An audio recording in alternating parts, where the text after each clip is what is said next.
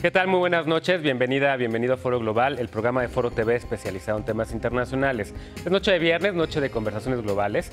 Yo hoy conversaré con la doctora en historia Valeria Cepeda Trejo. Con ella hablaremos de la forma en la que Estados Unidos se está aislando o no de la comunidad internacional en la era de Donald Trump y también, por supuesto, de la relación bilateral con México. Así que ya lo sabes, acompáñanos durante los próximos 30 minutos. Esto es Foro Global, no le cambies.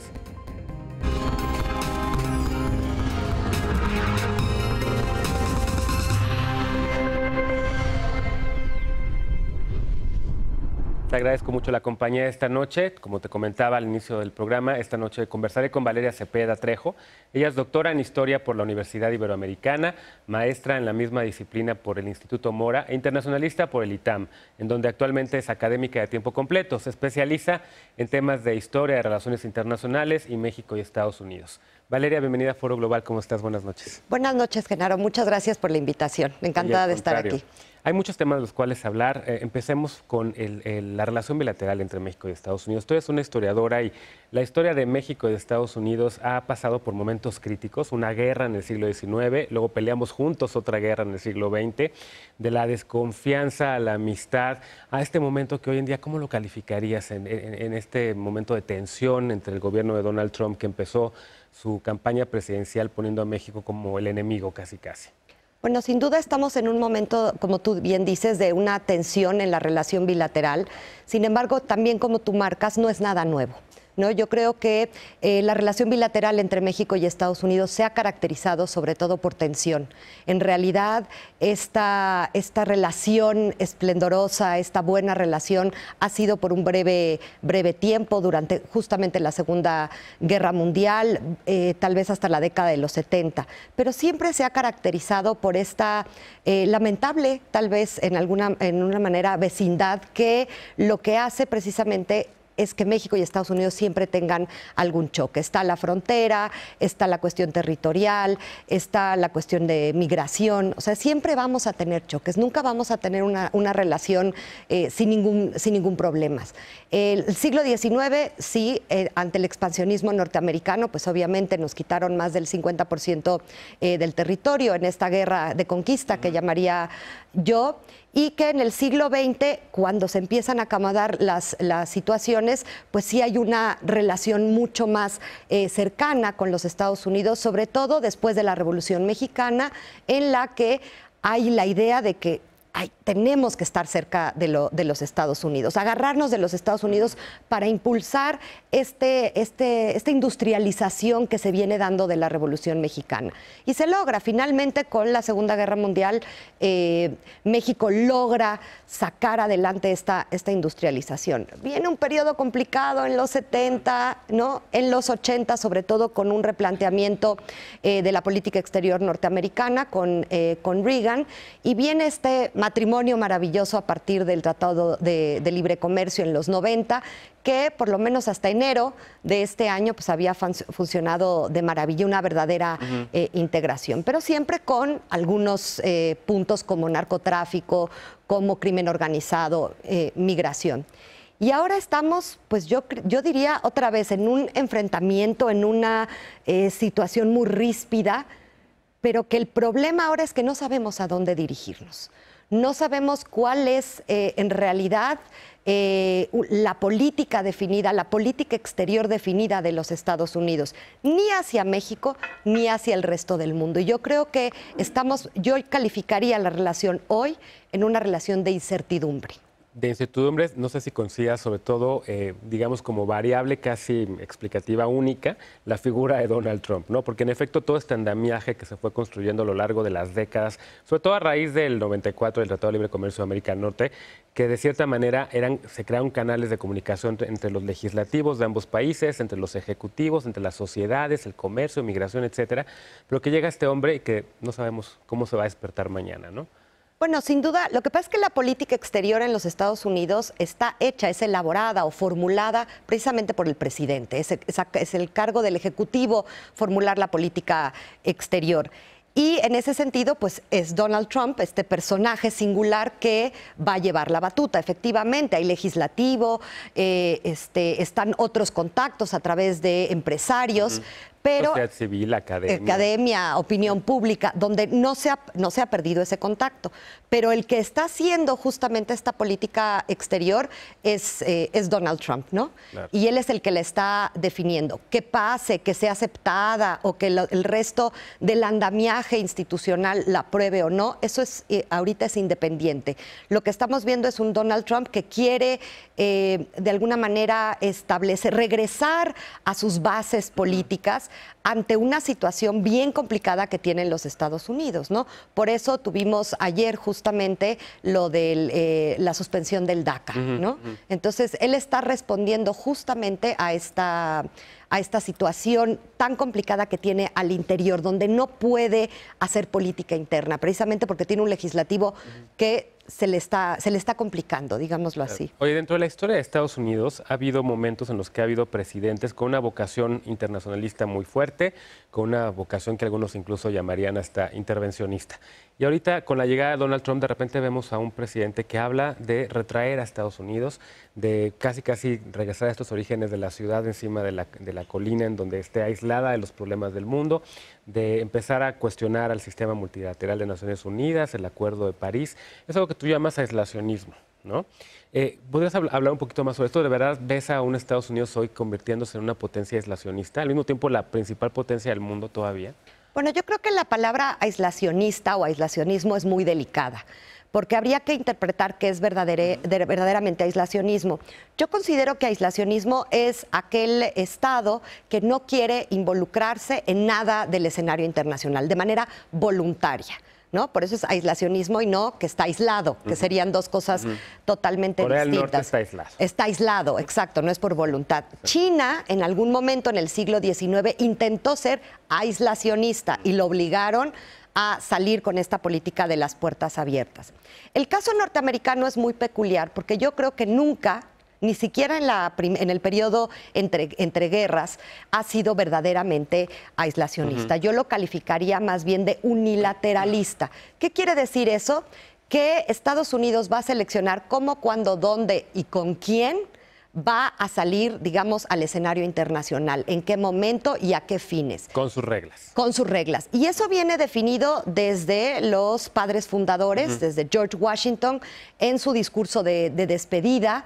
Él elabora todo un texto diciendo que Estados Unidos no debe comprometerse con ninguna potencia europea, porque había este peligro de que aliarse con alguna potencia europea y de manera irremediable involucraría a los Estados Unidos en conflictos que no le competían, ¿no? Los conflictos europeos del siglo XVIII y, por supuesto, el siglo XIX. Sin embargo, eso no quiere decir que era aislacionista, ni creo que Washington, Adams o Jefferson tuvieran esa idea. Al contrario, lo que ellos están tratando de hacer es fundar un país, pero con base en el expansionismo comercial, el expansionismo económico. Detrás de todo está la intención o el interés económico. Entonces, sí van a ser partícipes, sobre todo en el siglo XIX, de esta globalización económica que se da con la revolución industrial, con este nuevo imperialismo decimonónico, pero a su tiempo, con quien ellos quieran. Y el ejemplo más claro es la doctrina Monroe, ¿no? O sea, no hay mejor caso de decir, no, Estados Unidos no era aislacionista, que la doctrina Monroe, en donde se expresa que América es para los americanos. Es decir, le está diciendo... Es una referencia a Europa de... Sí, de aquí esto, no se metan, aquí ¿no? mi esfera de influencia, la esfera de influencia de Estados Unidos es América y aquí no se metan. Que no siempre se aplicó, ¿no? Porque tuvimos una intervención francesa, hicieron ojo... Bueno, y ahí la cuestión es que Estados Unidos estaba en medio de una guerra civil, ¿no? Pero luego las Malvinas en el siglo XX. Exactamente. O sea, es otra vez el unilateralismo. Es de acuerdo a cómo le conviene a los estados. Es de acuerdo al interés nacional. ¿No? Obviamente, en 1898, cuando Estados Unidos gana la guerra contra España, obtiene Cuba, Puerto Rico, las Filipinas, Guam, eso marca un punto de inflexión donde Estados Unidos ya quiere intervenir, ¿no?, en el imperialismo europeo de esta época. Y es cuando se da cuenta que, pues sí, si vas a salir a este imperialismo, también tiene ciertos costos, ¿no? Ya no puedes estar tan atrás, ¿no? No puede ser tan unilateral. Y probablemente la lección mayor es la Primera Guerra Mundial, ¿no? Donde Estados Unidos se va a involucrar ahí porque, como tú bien dices, hay un presidente que lo que busca es pasar de unilateralismo a internacionalismo, que ese es Woodrow Wilson, ¿no? Él tiene otra idea de política exterior, otra forma de hacer, y está convencido que para el crecimiento norteamericano es necesario establecer la paz a través de la vía multilateral. Construir un sistema internacional a imagen y semejanza de Estados Unidos, ¿no? Exactamente, ¿no? Con la idea del destino manifiesto. Pero no le sale a Woodrow Wilson, ¿no? Hay una oposición republicana muy fuerte que impide que Estados Unidos apruebe, bueno, que el Congreso apruebe la entrada de Estados Unidos a la Sociedad de Naciones en 1919 y la firma del tratado o ratificación del Tratado de Versalles. Muchos piensan que esta es la parte donde Estados Unidos es aislacionista, cosa que tampoco es cierto, ¿no? Porque no es que no quisieran participar, sino que a su manera. Ellos sabían o de alguna manera calculaban, sobre todo Henry Cabot Lodge, el senador Henry Cabot Lodge, que esta situación en Europa no estaba totalmente resuelta. Entonces, que probablemente unirse a la seguridad de Europa, en realidad, era condenar a los Estados Unidos y que se iba a tener que involucrar en algún conflicto posterior. O sea, tenían la misma idea, pero eso no les impidió, por ejemplo, intervenir en la Rusia. Durante la Revolución Rusa, Estados Unidos manda tropas para evitar que ganen los bolcheviques, ¿no? Y sí hay intervencionismo en varios lugares que Estados Unidos considera importantes. Y finalmente este unilateralismo, repito, se rompe con el ataque a Pearl Harbor, ¿no? Hicieron todo lo posible por mantenerse, ¿no?, al margen de esta nueva guerra europea, pero fue imposible porque se hizo mucho más grande, ya entró Japón, ya no solo es el escenario europeo, sino el escenario asiático. Y esto hace que Estados Unidos tengan que entrar, y es en el momento con Franklin D. Roosevelt que Estados Unidos va a entrar de lleno al internacionalismo y al multilateralismo a través de la ONU, ¿no? A construir la Carta de San Francisco, Naciones Unidas, Bretton Woods, el Sistema Monetario Internacional, sin financiación internacional, etcétera.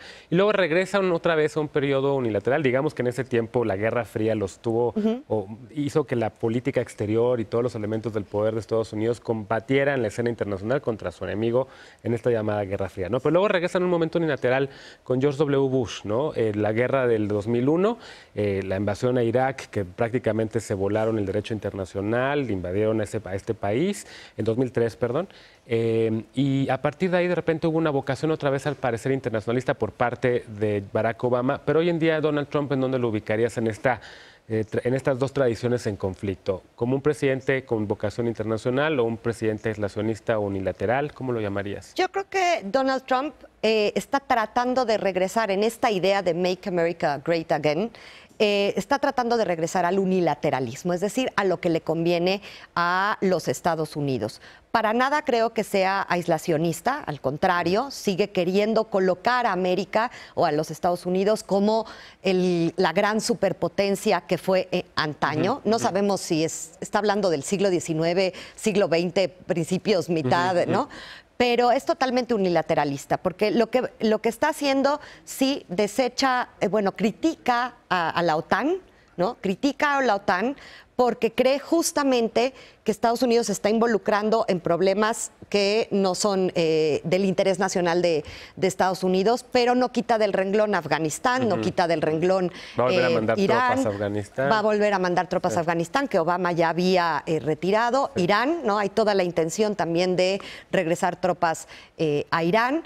Y en la parte comercial también va a escoger quién, según su perspectiva o sus percepciones, son los que le convienen a los Estados Unidos. Entonces también considero que sería unilateralista. Unilateral. Déjame hacer una pausa rapidísima. Regresando, retomamos esta conversación. Vamos a preguntarle a la doctora si crees, Valeria, que le alcanza a Estados Unidos todavía el bolsillo y el poder para seguir siendo una potencia unilateral cuando ya hay otras potencias en el mundo como China, la India y otras más que tienen mucha influencia global. No te vayas, esto es Foro Global y regresamos después de la pausa para esta conversación con Valeria Cepeda.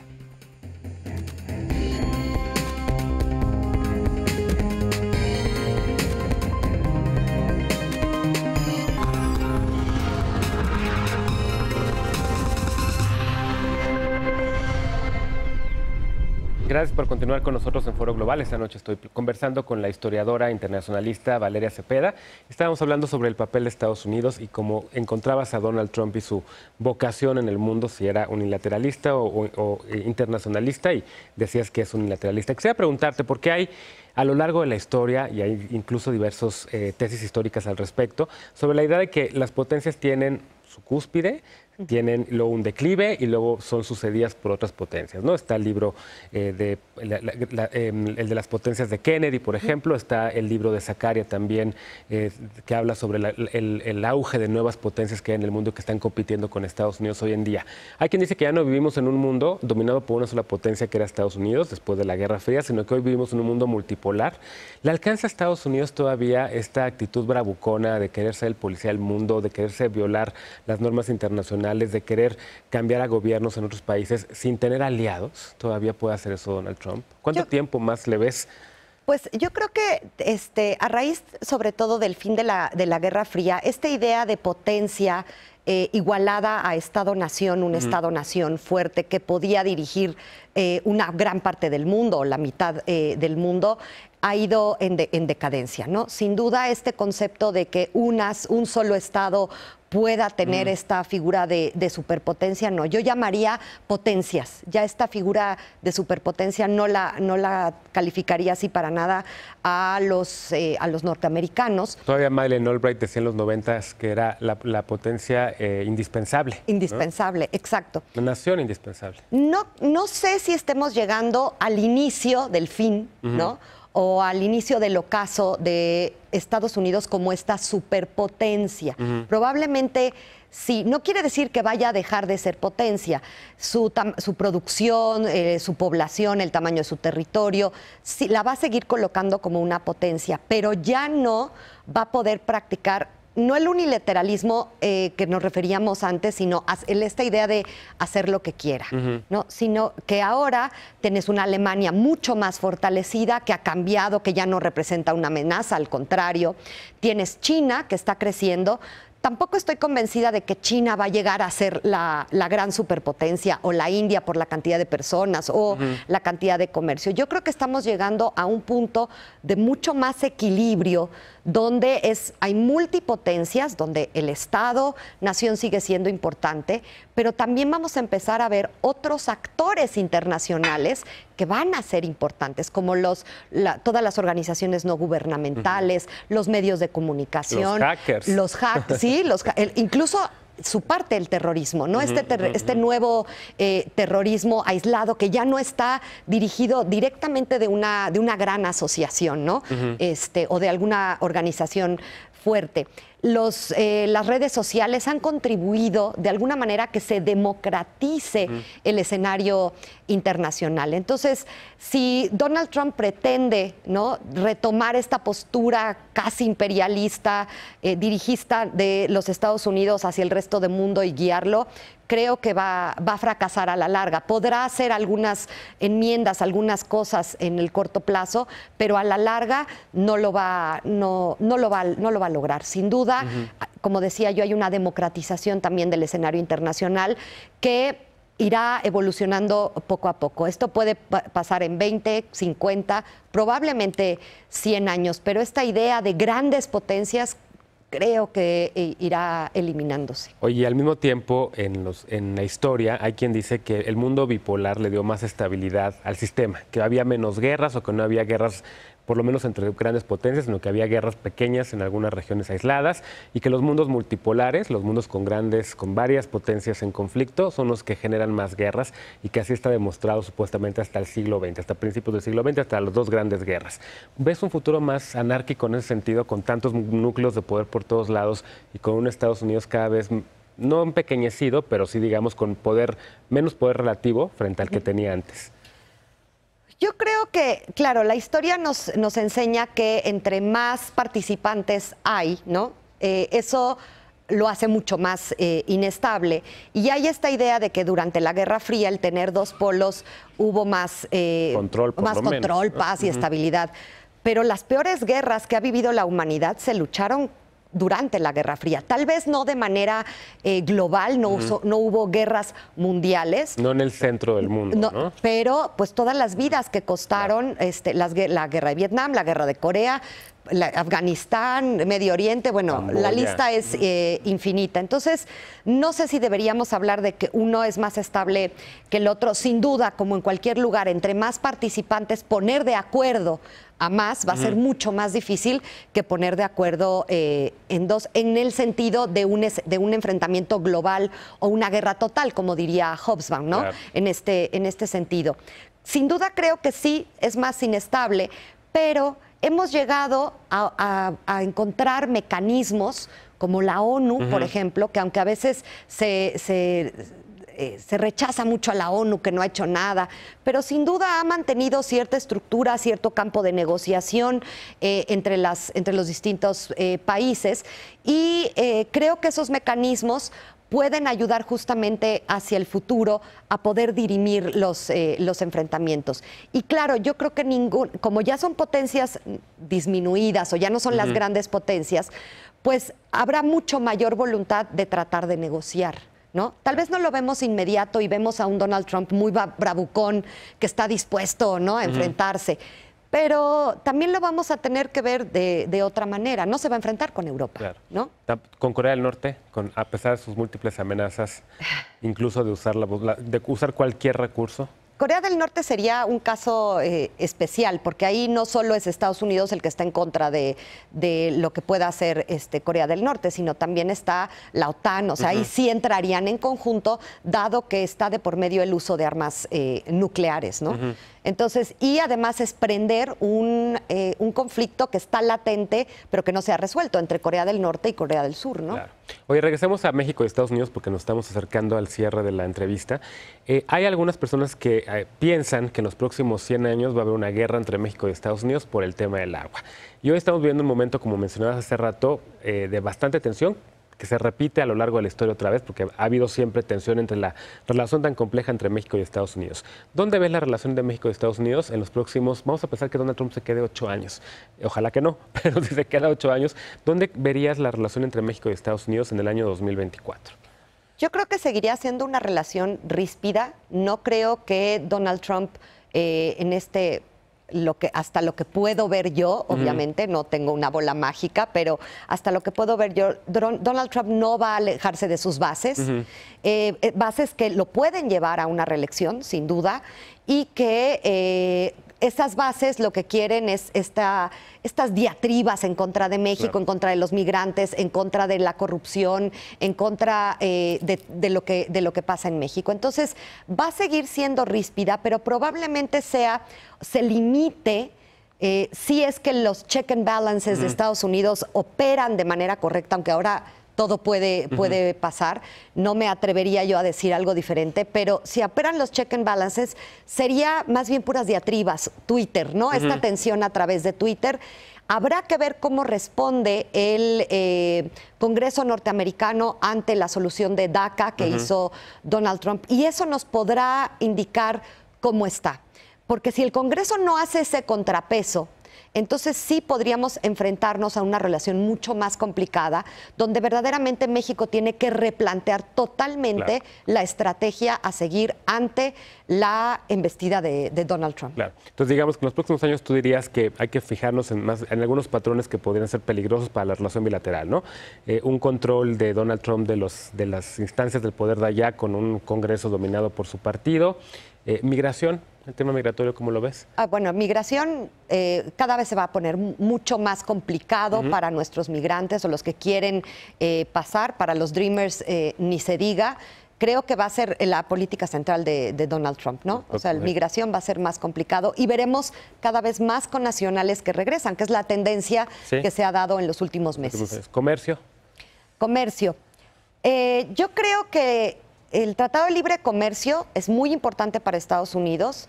Lo sabe el legislativo, una buena parte del legislativo, lo saben los empresarios, Pero sí, Donald Trump tiene, yo creo que hay un dedo en la llaga diciendo que si esto no se soluciona a favor de Estados Unidos, otra vez el unilateralismo, si no se soluciona a favor de Estados Unidos, pues entonces démoslo por terminado y entrarían a operar las leyes o los reglamentos del Banco Mundial y la Organización Mundial de Comercio. Una América del Norte sin Telcán podría prácticamente empezar a existir dentro de poco tiempo, ¿no?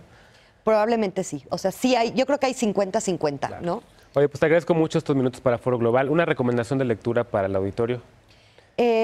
Bueno, hay una... ¿Qué estás leyendo ahorita? Ahorita es otro tema, pero leí hace poco una nueva edición de un libro sobre la política, se llama La breve historia de la política exterior de Estados Unidos, publicado por Cambridge, y no tengo ahorita el autor, lo encuentran o te lo hago llegar. Y creo que ahí hace una buena reflexión y análisis de qué es el Estados Unidos que vamos a enfrentar hoy y al futuro, y también el que viene detrás. Y de esa manera poder tener un mejor panorama de lo que es la política exterior norteamericana. Esta breve historia de la política exterior de Estados Unidos. Valeria, muchas gracias por estos minutos. A ti, Genaro, muchas gracias. Gracias a ti por habernos acompañado esta noche en Foro Global. Soy Genaro Lozano. Te invito ahora a que continúes con la programación de Foro TV. Te espero el domingo en punto de las 11 de la noche para Sin Filtro, y por acá de nueva cuenta el lunes a las 11 para Foro Global. Por lo pronto te deseo muy buen fin de semana y muy buenas noches.